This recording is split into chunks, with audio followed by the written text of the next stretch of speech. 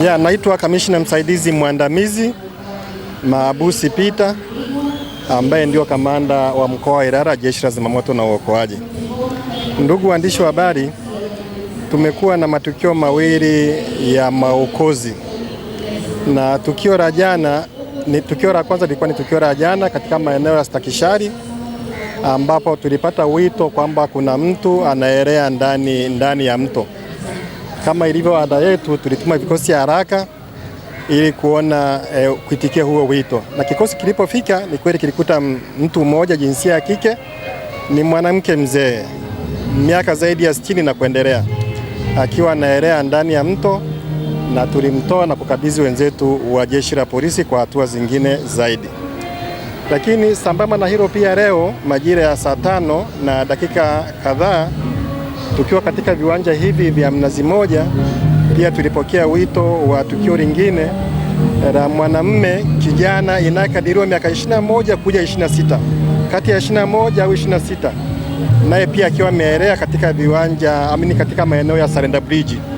Napo pia tulituma vikosi vyetu vikafika pale vikamwopoa na kukabidhi wenzetu wa Jeshi la Polisi.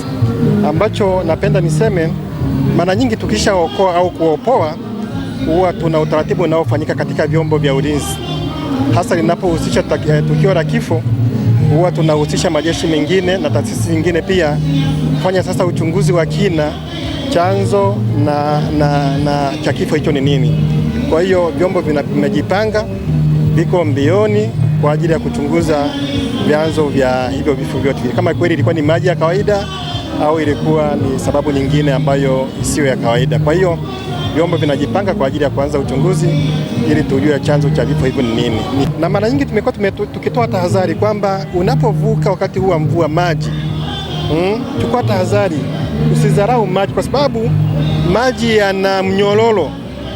Wakati huu unaona ni machache, ni madogo, wakati huo ni mengi kwa sababu yanatiririka kwenye mto. Kwa hiyo tunawashauri kwamba watu wachukue tahadhari wakati huu wa mvua, na sio mara moja, mara chache. Tumekuwa tukisisitiza hilo kwamba wakati huu wa mvua tumepata miili ya namna hiyo mingi, lakini ukifuatilia kwa undani unakuta mtu mwingine alikuwa amelala chini ya karabati, mtu mwingine alikuwa amelala mtoni. Ukifuatilia kwa undani unakuta mtu mwingine alikuwa amelala chini ya karabati, mvua imekuja, maji yamemsomba.